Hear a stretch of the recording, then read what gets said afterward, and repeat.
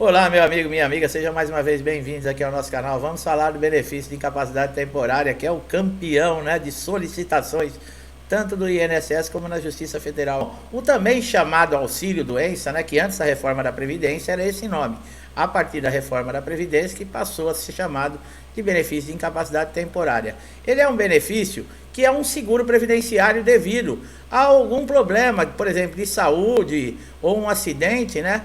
Que não seja uma deficiência, uma lesão ou uma doença que vai incapacitar total e permanentemente esse segurado para a sua função ou para qualquer outro tipo de função.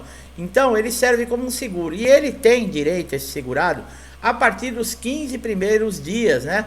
Que ele passa, por exemplo, no médico, pega um atestado médico, ficou afastado da empresa durante 15 dias. A partir do 16º dia é que se dá a entrada no INSS para se ter o benefício de auxílio doença, tá?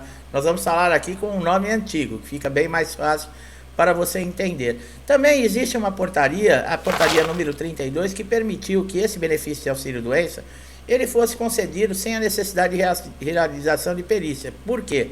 Devido ao acúmulo que estava tendo dentro do INSS com pedidos, o INSS não estava conseguindo remarcar ou marcar perícias para esses segurados. Então, ficava muito tempo, muito demorado, às vezes 4, 5, 6 meses, esse segurado ficava, por exemplo, sem rendimento, aguardando uma perícia.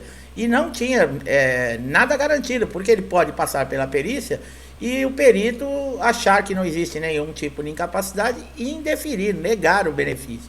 Então houve muita reclamação, houve muita gente correndo na justiça, houve então essa abertura nessa portaria, tá? De número 32, que você pode conseguir sim o auxílio doença sem a necessidade da perícia presencial. Mas como se faz isso?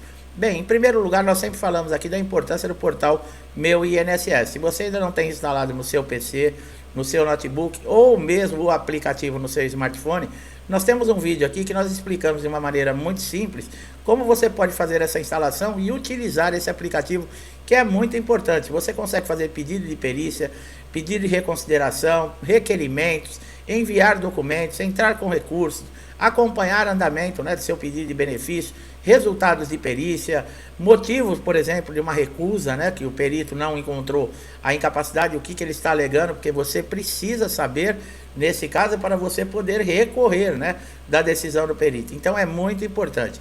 A partir do momento que você tem o portal Meu INSS instalado, você vai fazer o login. Quando o INSS demorar mais de 30 dias, por exemplo, para lhe marcar uma perícia, isso acontece muito em localidades afastadas, você pode enviar toda a documentação que você tem que comprove a sua incapacidade através do portal, não precisa nem comparecer na agência. É claro que o documento deve estar digitalizado, né, pessoal? Ele deve estar dentro do seu computador, um arquivo. E você envia essa documentação em 10, 15 dias, o INSS libera para você o auxílio doença pelo período de 90 dias, tá? Prorrogáveis por mais 90, caso não seja tempo suficiente para você se recuperar. Então, quando tiver vencendo, por exemplo, esses 90 dias e você ainda não se recuperou, você pode fazer uma solicitação de mais 90 dias, tá? O direito ao benefício de incapacidade é todas as pessoas que estão inscritos dentro do regime geral de previdência social, tá?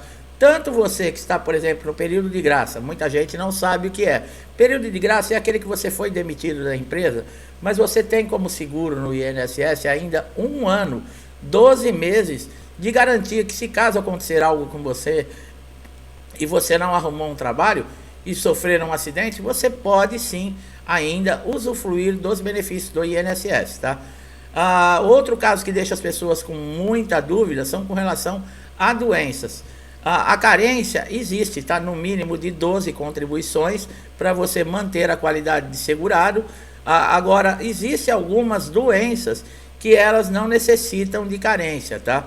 Por exemplo, a tuberculose ativa, a hanseníase, a alienação mental, a esclerose múltipla, a hepatopatia grave, a neoplasia maligna, a cegueira, a paralisia irreversível e incapacitante, a cardiopatia grave, a doença de Parkinson, a espondiloartrose anquilosante, a nefropatia grave e o estado avançado da doença de Paget, a síndrome da doença imunológica adquirida, que é a AIDS, e a contaminação por radiação. Então você não precisa, no caso, por exemplo, ter 12 contribuições pagas para você ter direito ao benefício quando se trata desse tipo de doença, tá? São doenças aí que já geraram muitos benefícios dentro do INSS, são conhecidas pelos peritos. Se você é portador de alguma dessas doenças, o perito vai lhe conceder o benefício com certeza, tá? Existe a possibilidade também que você tem que prestar atenção, você que está empregado, nós sempre falamos, existe o auxílio doença de espécie 31. Esse auxílio, ele refere-se a acidentes que não têm ligação, por exemplo, com a sua atividade dentro do trabalho. E existe o 91. O 91 é o acidente, é o auxílio doença previdenciário. Quer dizer o quê? Ele tem relação com as suas atividades dentro do trabalho. As empresas, muitas vezes, elas falam que fazem confusão. O que elas fazem? Houve um acidente dentro do trabalho, mas elas identificam como se fosse o 31. Para quê? Para livrarem-se do quê? Dos encargos, porque existe a responsabilidade da empresa. Então, todos os direitos desse segurado, dentro do espécie 91, eles são negados. Se, por exemplo, a empresa colocar ali que foi um acidente de qualquer natureza, que não foi relacionado aí a função. Nesses casos, é possível se pedir a correção, tá? Você pode ligar para o INSS ou mesmo através do portal Meu INSS, fazer um requerimento solicitando que se modifique. Por quê? Porque senão você vai ter todos os seus direitos trabalhistas, por exemplo, depósito de fundo de garantia, tudo isso você não vai ter direito. E a empresa, se você conseguir comprovar que a empresa foi negligente em fornecimento, por exemplo, de equipamento de segurança, ela forçou você a ultrapassar o seu horário e você já estava esgotado. Tem vários pontos. Você pode procurar um advogado e entrar com um processo na Justiça Civil, tá? Independente do INSS. Agora você tem que comprovar, como nós sempre falamos, tudo que você fala, né? Seja um acidente de qualquer natureza, você tem que comprovar numa perícia do INSS ou numa perícia judicial. Caso for uma negligência da empresa, você também tem que comprovar. E como faz isso? Através de laudos, através de documentação, através de testemunhas, tá? Que é muito importante, que podem afirmar que realmente a empresa não forneceu um equipamento para você. E existem casos de trabalhadores aí segurados que chegam a perder um membro, braço, perna, né? Ficam cegos. Muitos desenvolvem, por exemplo, a contaminação com a radiação, ela é uma coisa horrorosa. Por quê? Porque ela pode provocar um câncer, uma metástase no corpo, é uma coisa assim. Eu não sou médico, mas a gente já viu muitos casos relacionados a isso, tá, pessoal? Então fica bastante esperto quando se diz em auxílio doença com relação a acidente de trabalho, tá? As empresas, elas fazem sim esse tipo de coisa para não assumirem. Agora, o valor do auxílio doença, né?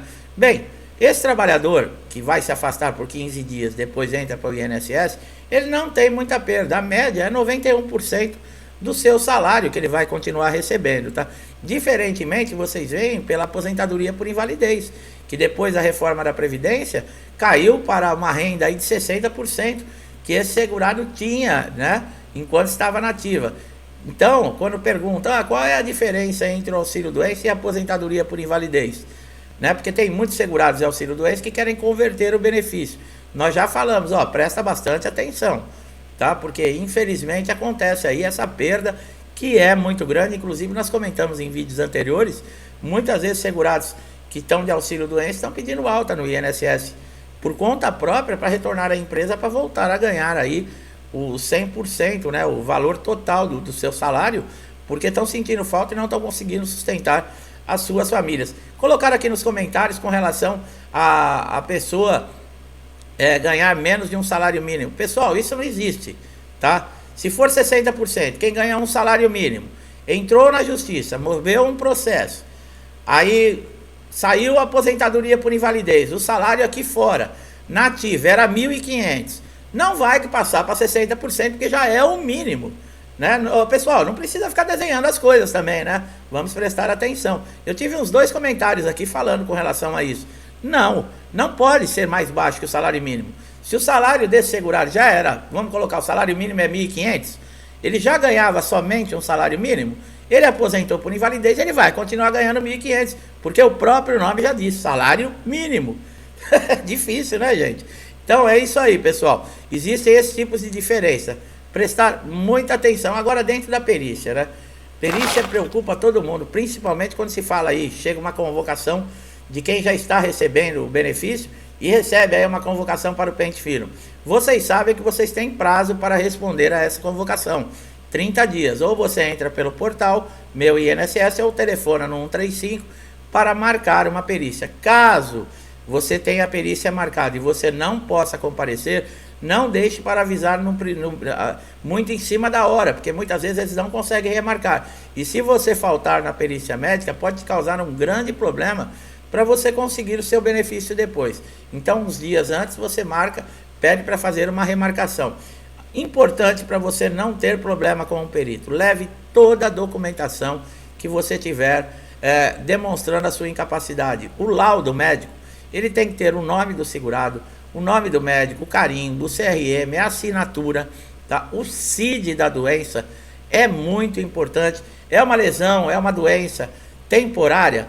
Peça para colocar no laudo ali aproximadamente qual vai ser o tempo necessário para a sua recuperação, para você poder voltar às suas atividades. É uma lesão total e permanente que te impossibilita, por exemplo, para a sua função ou para qualquer outro tipo de função, peça também para especificar. Por quê? Porque muitas vezes você pode ter os seus direitos negados no INSS e, como nós falamos aqui no título do vídeo, você vai ter que conseguir esse benefício na justiça, tá?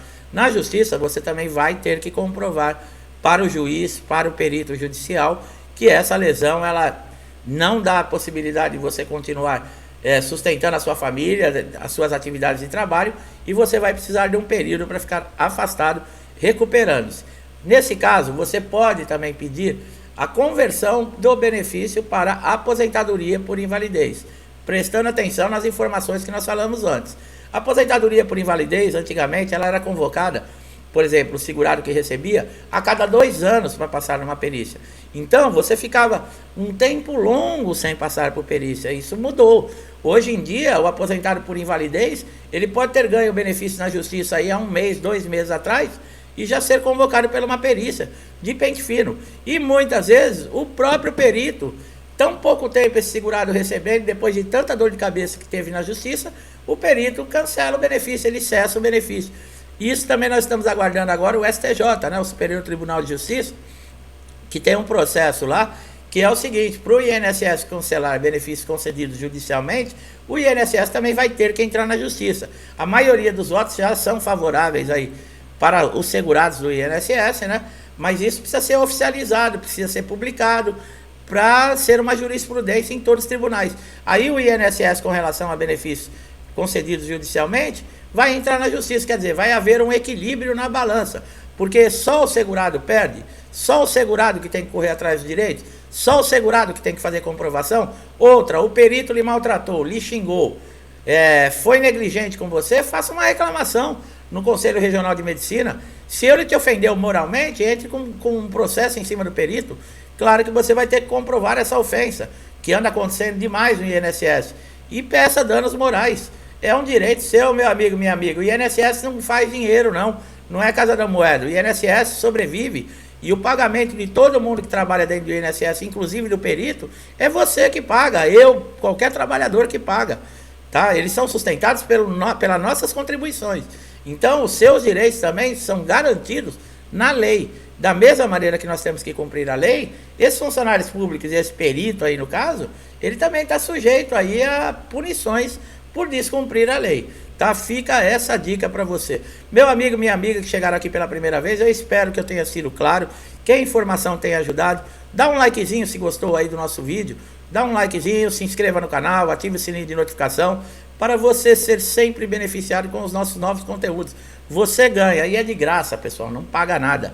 Todas as vezes que nós colocarmos um novo vídeo, você vai receber uma notificação, e pode ser aquela informação que vai ajudar você a resolver aquele problema que está te tirando sono, que já está te incomodando há tantos dias. Então você só tem a ganhar. Meu amigo, minha amiga que estão sempre aqui comigo, muitos me acompanhando há muito tempo, interagindo, engajando no canal, incentivando o nosso trabalho. Meu muito obrigado, que Deus abençoe sua casa, sua vida, sua família, muita paz, harmonia, amor, esperança e prosperidade. É o que eu desejo do fundo do meu coração a todos vocês aí que estão me assistindo. Eu deixo um forte abraço e até os próximos vídeos.